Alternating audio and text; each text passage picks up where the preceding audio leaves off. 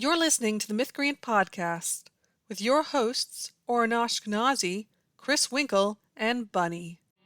There was a castle by a waterfall with a pink and purple wall and a princess living there. She had no parents and was all alone. She got by on her own and she liked it pretty well. 'Cause she never wore socks. She had a pet snake. She bought a red guitar and she ate a whole cake. And there wasn't anybody there to tell her what to do, so she did what she wanted to. Everybody knew the story of the princess who saved herself. Hey, so a quick note from the future. We got a little excited when talking about the Spellshop and Legends Lattes and forgot to give spoiler warnings.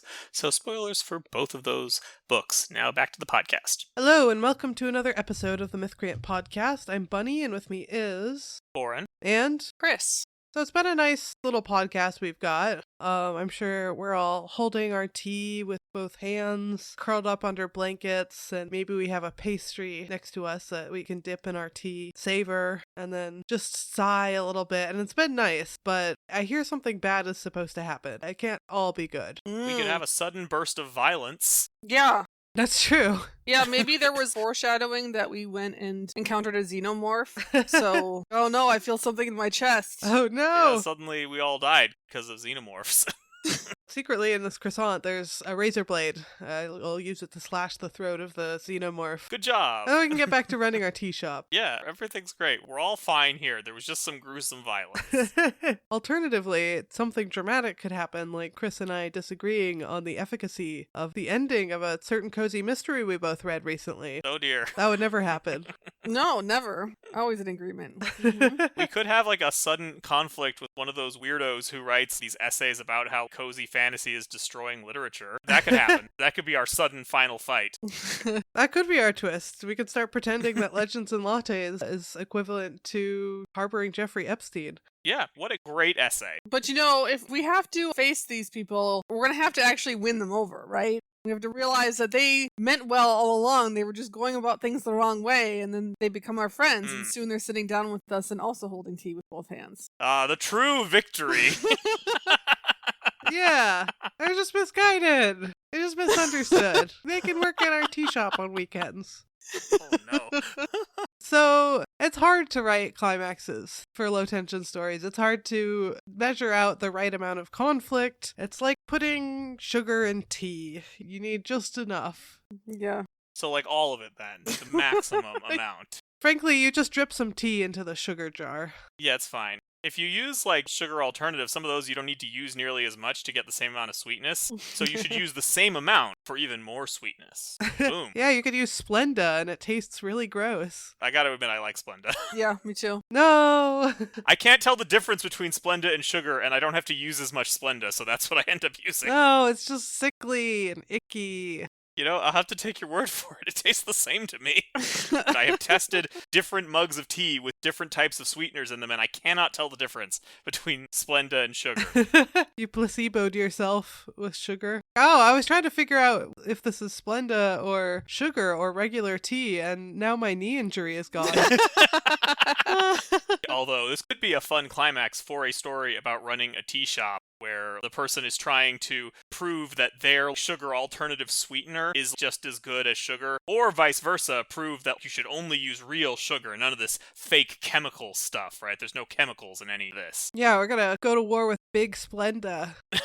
But like, for a low-tension tea story, which is about keeping your tea business going, the climax could be convincing a critic. Tea critic, those must exist. Heartland Food Products Group is going down.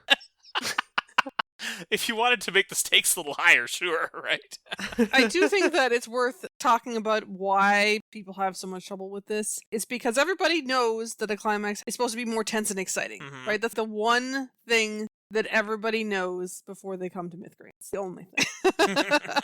But without understanding plot structure, they're just like, oh, I'm supposed to have an exciting moment here. And so we'll see stories that people will turn in where the characters will be sitting around holding their tea with both hands, and then you'll have a graphic fight scene, and then you go back to characters sitting around with tea and having nice conversations. That's almost like what The Wandering Inn is like. Yeah. Well, The Wandering Inn actually does have structure when it's not doing violence. It's kind of like that where it's like, this doesn't really fit here. And there's a big difference between having a plot that climaxes and then just having random violence pop in out of nowhere. Because that's not really structure. What you want is to have a problem that the character's working on and then have that build up to a peak.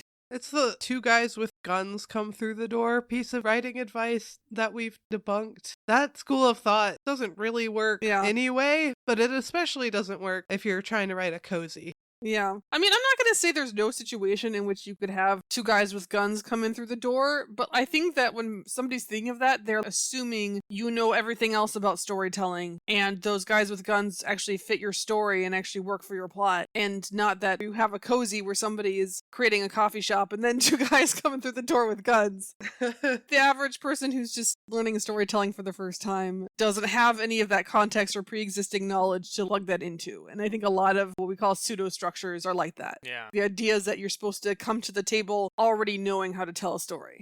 So were I to hazard a theory about the main issue that people have here, and you all know me, I'm very cautious with my opinions. You'd never.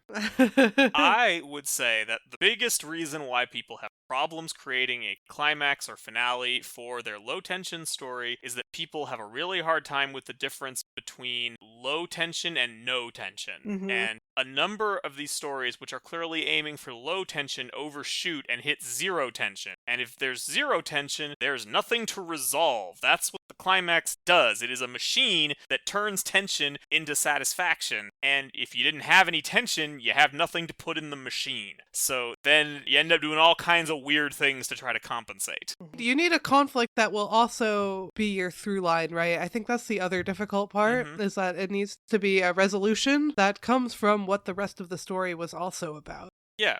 That's why, even if you don't have a random burst of violence, a random burst of conflict of any type that's not related to what came before is also not a good climax, even if it's the right level of cozy. Yeah. Although, I mean, what I will say is, let's say we're taking Legends and Lattes. Basically, the stakes become whether the coffee shop fails. And it has to get you to care about the coffee shop for that to work. But that's the through line, is whether that coffee shop, that effort to put it together will succeed. And so last episode we talked about, okay, how do you use up your time so you can bring in different antagonists, right, as long as they all threaten the coffee shop. And so it has a couple different plots that are mostly built with foreshadowing that provide some tension, right? We have like the protection racket, and then we have the old coworker who has a grudge. Yeah. Because they are established early, then they can kind of show up later and create a new threat. So I don't think that there was anything wrong with Legends and Latte having, the old coworker sets the shop on fire. It wasn't resolved well, but as a climax, I don't think that was necessarily bad. Yeah, I actually think that would have been kind of a perfect climax, because a big part of the story was, like you said, will the coffee shops succeed? And to a lesser extent, will Viv give up violence and find community? And in the latter case, it kind of fumbles that, right? Like we've discussed how her finding community is not quite there. Yeah. She's running a business, and it's not like nobody can be charitable towards a business that burned down, but it doesn't do the work to be like she's earned the amount of support that she gets in return for it. Yeah, we just didn't see her giving to the community the way that we would want for that kind of ending, right? Right. And just to clarify for anyone who has not read this book, what happens is that the old coworker actually does succeed in burning the shop, and then the community gets together to rebuild it. And what that should be to make that ending satisfying, it should be what we call a prior achievement, where earlier the main character has done something to earn their goodwill without getting anything in return. And then now they return the favors that she's done by rebuilding the shop. Therefore, we can attribute the fact that they rebuild it to her, even though it's a community effort. But in this case, she just hasn't done that. She hasn't earned it. So it's just unsatisfying because, yeah, they like drinking coffee, but she was doing that for profit, right? It wasn't a favor to them. Right. It works a little better, in my experience, from talking to people who liked the ending. What made it work is that we are so heckin' starved for nice local coffee shops that the fact that she doesn't do anything for the community is beside the point. It's like, you're not Starbucks and you serve good. Yes, have all my money. I will send my children to work to repair your coffee shop. I just want a nice coffee shop that isn't Starbucks so bad. But I think we can aim a little higher, right? I do think, to script doctor this a bit, I think that Baldry did set himself on the back foot by having this be set in a large city where most of her customers are kind of anonymous. We get to know some of them, but I wonder... As opposed to the spell shop, which is in a small town where everybody knows each other, therefore is obviously the good model for how to do this correctly. As opposed to the spell shop, yes, on bland wish fulfillment island. Hang on. I'm not done with Legends and Lattes yet. For script doctoring, I actually know a thing that could have made this work quite well, and I think wouldn't have taken that big a change. The book sort of has two climaxes, because it has the gangster protection racket plot, which I think we agree also doesn't resolve very well, because it's just Viv agreeing to pay protection money in product instead of cash, and that's like the same thing. That's not any better. So what we needed here was for Viv to solve that problem by rallying the local business owners who we could have be characters. They wouldn't need to be just a faceless crowd. Just have a few of the other local business owners, and they rally together to present a united front. Well, none of us are paying, and you can't take all of us, and that scares off the gangsters, and Viv is the one who makes this all work, and she takes point and does all the effort to make it happen. Because she does get something from that, and that they all oppose the protection racket together, which gives her protection from the protection racket, we'd really have to see her go above and beyond. Yes. She needs to do something that it doesn't feel like she's already gotten some benefit from. I agree. We would need to see that this is something important enough that it earns her good karma, but it would then give us some characters who we already know who could then band together to help her at the end when her coffee shop burns down. And honestly, you could probably combine those two things. Maybe she refuses to pay the protection money and her coffee shop gets burned down, but she's built up so much goodwill that her neighboring businesses are like, this will not stand, and together take a stand against the protection racket, right? Yeah. Honestly, I really like the idea of the coffee shop burning down, and then it turns out the real coffee shop was the friends we made along the way, right? That's great. Just didn't quite get there. Yeah. Yeah, you can see the idea, but it's not quite manifesting. Right. In concept, it was a fine idea for conflict. It's just how Baldry has issues solving problems. But yeah, so generally the climax has to be more tense than the rest of the book, but it doesn't have to be life or death. A lot of times a high pressure social moment works. Everybody's watching now make a speech tends to work pretty well. Sing a song, do a little dance. This is super cheesy, but all those romance movies where one of the people is getting married to somebody else and then the character has to march in and interrupt a wedding and confess their love. No. I don't like it. I'm not going to say it's my favorite ending either, but there's a reason it's done that way, and that's to create a climax that is the love interest is about to get married to somebody else, so we have some level of urgency, which otherwise is difficult to create for a romance. Yeah. But you can also do it with the love interest is about to move away or take a job that will take them away or something like that. And then we have a really high pressure social situation with everybody watching, and it makes the protagonist prove themselves by confessing their love. Yeah, they take a risk of making a fool out of themselves or having people laugh at them or being very publicly turned down or shamed. That's enough to make a lot of us cringe, imagining ourselves in that situation. Yeah, but it also makes it feel like they've earned that, right? Because they were willing to do all of those things. So that could be an alternative to having lives do not have to be in the line. Or another alternative is if you don't want something that's fight scene exciting, if that doesn't fit because the story otherwise has no fight scenes and is pretty low tension, have something that has lives in the line but is just a little bit slower paced. Because the fight scene is very fast. Yeah. If you imagine how fast people punch each other or hit each other with a sword, it breezes by very quickly. So that fire in Legends and Lattes creates a little danger, but it's not quite as fast paced as a fight scene. There's a little bit more time to maneuver and avert disaster. Yeah, if you want to see how fast fighting happens, watch fencing sometime. Sorry, it's already over. You can't anymore. Yeah. Some authors are like, it was a quick fight. It was 2 minutes. That's a long fight. Yeah, realistic fights are over super quickly a lot of times, but we don't always do that in stories because we want the fight to feel a little bit more epic. Although I do feel the need to point out, before anyone else does, that how fast a fight is going to depend on the kind of fight. Sure. It's true that fencing is over really quickly, but a fight with both participants in full plate mail armor, that can actually last quite a while. Yeah, it takes 2 minutes just to walk up to your opponent. The reason fencing is so fast is that all you need to do is tag the other person with your point or the side of your weapon, depending on what kind of fencing it is. And that's reasonably in keeping with the kind of duels that fencing has grown out of. But if you're two plate mail covered warriors, you are really hard to hurt. Yeah, and if your plate mail is made out of solid gold, then you're not going to be able to jog, and then if the protagonist starts leaping up a wall somehow like a video game, you're going to have a real tough time there. You're being taunted.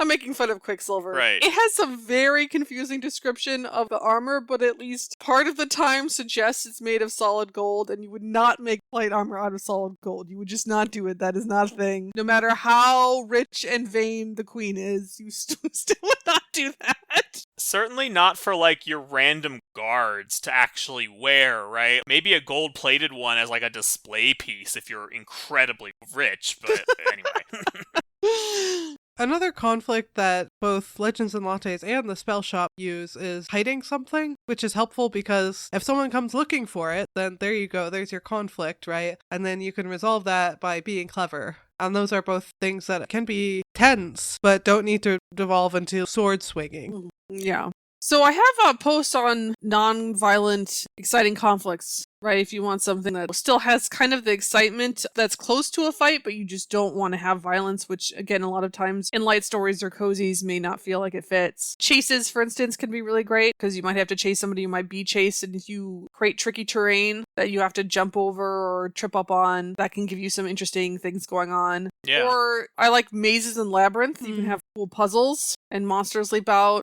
If you have magic, of course, you have a ritual. Spellshop ends with a ritual. I think that there is some things about it that could be better as far as excitement goes. I think the problem with the way that that ritual designed there, so it's a group who has to say a bunch of words perfectly to stop a dangerous storm. And I think the issue with it is you want it to be difficult. But if the difficulty is, oh, you have to say all of these words right the first time, then there's no room for people to fail and then recover. But they try to have it do that anyway. Yeah, but then it just feels unrealistic because you're supposed to fail if you don't say it exactly right. Right, and they've built it up so much that this has to be perfect and it takes tons of training and that these need to be professionals. But then these people who have never spoken the words before seem to do it perfectly. One of them stumbles a little bit and then gets comforted by a cat and gets right back on track. And all that does is make flowers fall from the sky, and it doesn't feel like it was actually that hard. I have the solution for this, actually. This is what's called engineering in error bars. The engineers who made this spell know that the people saying it are not going to say it right, so they tell you that it needs to be 100% perfect, but it actually only needs to be about 90% perfect. But they don't tell you that because they know if they do, you'll push it and you'll think it'll be okay for it to be 80% perfect, and then everyone dies. I'm glad we've solved that plot hole. Very clever. Sometimes you need to have, let's say they had to toss a ball between them as part of the ritual, as an example, and it can't touch the ground or the ritual fails horribly. Now you have opportunity for the ball to go wide and then somebody to run after it, right? And then somebody else catches it, but oh no, we have to include them in the ritual because only people in the ritual are allowed to touch the ball. High stakes volleyball. High stakes volleyball. The point is that we're creating a framework for the ritual where we can watch them struggle to meet the requirement and we have some room to maneuver there. That's just doesn't really work very well if they're just saying a thing. Finally, my ability to describe hacky sack in perfect detail is going to come to the fore. You and the storm are going to compete in a game of cornhole. I also thought it might be worth pointing out, because we've been talking a lot about avoiding the random burst of violence at the end. If you want to have a relatively low-tension story that ends with a fight scene or some other kind of violence, that also can work. It just needs to feel like it's a reasonable escalation of what's been going on as opposed to something random. And the perfect example is the Kaiju Preservation Society by John Scalzi, which is a fairly low tension, not zero, because it's about a main character hanging out in a kaiju research base. And so there's always the threat that a kaiju might step in the wrong place, right? That could happen. So there's some tension there. It's just not super high tension for most of the story. And then by the end, it escalates because one of the kaiju gets in a bad situation and they have to go try to deal with it. And there's a bad guy and blah, you know, at that point you have a fairly conventional action climax. Story things. Yeah. And the reason it worked was that this felt like a natural extension of what had already come before. It wasn't like we were just hanging out in this town the whole time and then suddenly a kaiju appeared. Yeah. Yeah. I think that the climax starts to feel inappropriate when either A, it's just graphic and it doesn't fit the tone of the story. Mm-hmm. And that does happen when we get manuscripts in. People who are less experienced usually, again, need to work on judging tone. And so sometimes they make things a little too graphic by default. Or there just hasn't been similar conflicts in the story or anything building up to the fight. Even Legends and Lattes, which generally doesn't have much physical fights or conflicts in it, has a lot of foreshadowing to build up this animosity towards the main character from somebody who is another adventurer who goes on fights. There's a little bit of foreshadowing of the threat of violence, even though there isn't any fights in the book. Mm-hmm. I think it's also important that pretty much any climax, while it can have multiple parts, needs to be its own thing. This is the climax of the book, and that's another issue I had with the Spellshop, is that there's kind of 5 different climaxes, and I have listed them. I mean, okay, so my interpretation is those are the climaxes for child arcs, which is what usually happens if you subdivide the book into child arcs, and each child arc should have a climax. We discussed this a little bit, and that's a matter of the perception on the part of the reader as to whether the through line has resolved or not, which I've called in the blog a false ending. The difference here is that I didn't feel like there was a false ending, and it sounds like Bunny experienced a false ending at some point in the book. I did. I experienced a false ending because I felt like the story ended when we wrapped up the Keela story. And after we did that, then it becomes the Radon story. At which point I was like, okay, this just keeps going, right? So I felt like the Keela story ended when we found out that Radon is not an investigator. She's, misunderstood and running from something just like Keela. And actually the books are safe. And okay, that's good. But then it becomes the Radon show. Now Radon needs to be hidden from her ex-fiancé, and then there's a storm, and they gotta fix the storm. And I think you're right that this ought to have been the thing that felt like the full ending. Mm-hmm. And then the fiancé comes back, so Radon needs to be hidden again. And then the fiancé has to be convinced not to try and find Radon. Doesn't that happen before the storm? Because the storm hits the ship. No, it after they happens leave. twice. They leave, and then the storm hits, and then the ship comes back. And then he briefly visits, but that's in falling action. Yeah, but it still felt like there was still tension in whether he would continue searching the island for Radon. She still has to convince him that Radon should go free. Right. Like, he's not decided on that, despite them already having talked about that.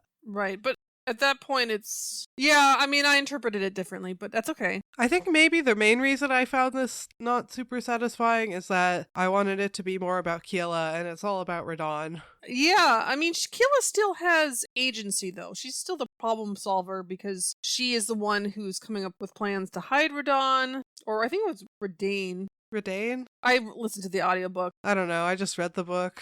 Yeah.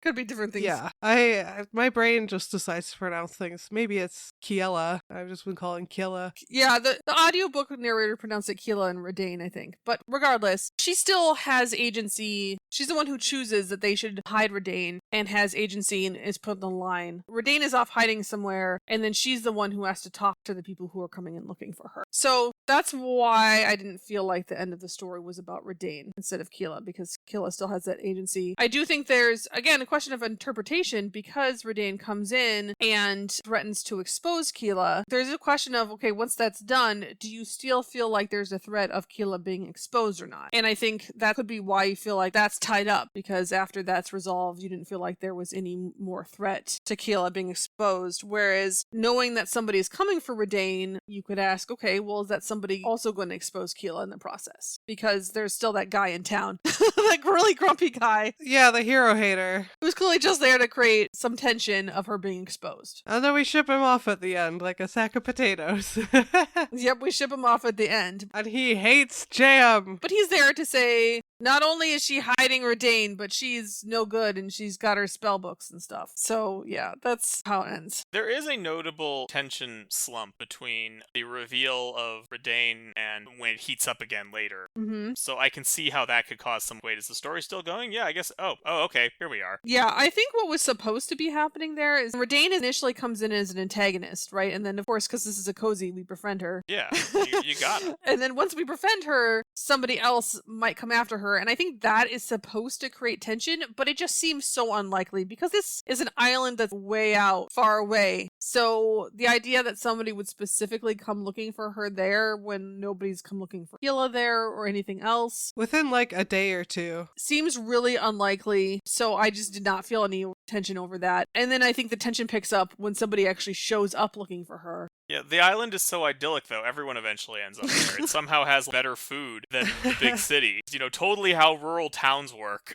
Yeah, I will say I did feel weird about the amount of pastoral idealism in it. And like, I get it. It's Wish Fulfillment Island. I get that. But Gila's always going, and it's so much better than the city. Well, this all just makes more sense when you realize there are two facts. One is that most writers live in cities. Two, most writers are depressed. And therefore, anywhere they are not is better than where they are. That's why we get so many stories about how small town life is better than city life. That's Yeah, it's Hallmark. Right. You go somewhere and everybody knows each other and likes each other, of course. Except for the jam hater. Totally people you get along with. And somehow you have all the same amenities of the city that are magically there and the variety of food. And, yeah.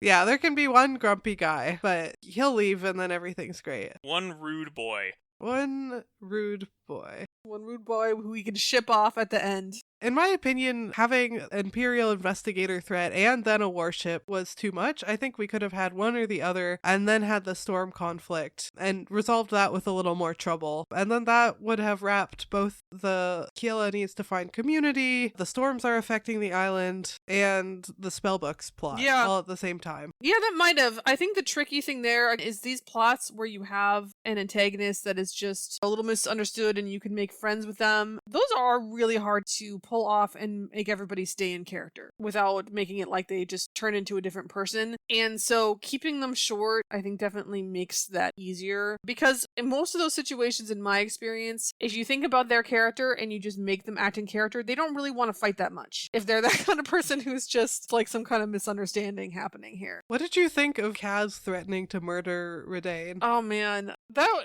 was weird. That was a little much. I think it was played for humor, but yeah, maybe a little much. I don't know, the characters take it pretty seriously. He's a small, adorable plant, therefore everything he says is funny and not threatening. I've definitely encountered that fallacy in books. Hey, the character is small and cute, therefore they can do no wrong. It's like, it's actually just like the Madrigal in Legends and Lattes, who's like, but you see, she's running a protection rabbit. She's running a protection rabbit. See, it's a rabbit, so it's cute and harmless. She rides a rabbit. Led by this grandma, and so she's sweet. So therefore, protection racket is just fine. I've definitely seen that fallacy in books. Okay, look, so we have gone even further overtime than last time. So I think... No, I didn't even get to talk about Tea Dragon Society. I'm sorry, we are out of time. We have spent too long on Legends and Lattes and Spellshop. Here I was coming in pitching this. I have only 2 main stories to talk about. How will we fill the time? By arguing about them. All right. If you would like to pet the protection rabbit, you'll support us at patreon.com/mythcreants. And before we go, I want to thank a couple of our existing patrons. First, there is Amon Jaber. He's an urban fantasy writer and a connoisseur of Marvel. Then there's Kathy Ferguson, who's a professor of political theory in Star Trek. We will talk to you next week. There was a dragon with a pointy tail. He was bigger than a whale and his breath was terrible. He scared the princess when he came around. Tried to burn the castle down, but she caught him by his tail. Then she tied him to a tree so the dragon couldn't fly. She told him he was mean and it made the dragon cry. When he finally apologized, she offered him some tea. He accepted it graciously. Now he visits every weekend with the princess who saved herself. This has been the Mythcreant Podcast. Opening closing theme, The Princess Who Saved Herself by Jonathan Colton.